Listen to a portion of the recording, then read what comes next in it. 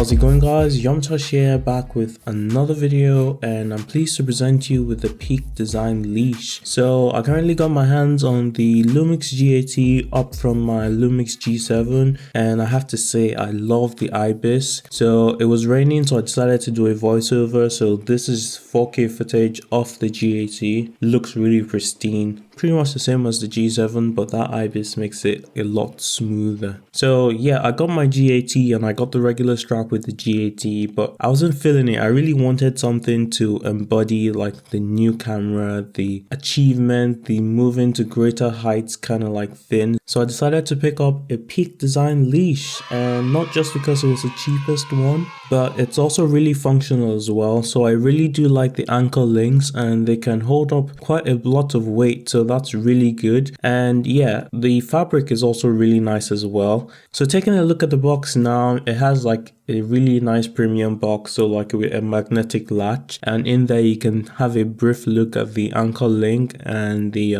actual leash strap as well. Really nice. The texture feels great. The colors, so yeah, I chose the black. I was going to go for the ash, but I wasn't too sure how it will fit with my black G80, so I just went for the default and went for black. You can never go wrong with black, to be honest. At least that's what I think. And we're just going to speed through the unboxing because I don't think anyone is interested in seeing me take forever to unbox this thing. And yeah, so taking a look at the ankle links, really good. I really like them. That quick detach and attach. I didn't really find the need to detach my strap too many times from my G7, on which I had like the regular strap on. But now that I have this option, I feel like I'd like to detach it a bunch of times, especially when I'm putting it on a tripod and it's just getting in my way, like the strap is moving from side to side. I could just easily detach it and put it in my bag.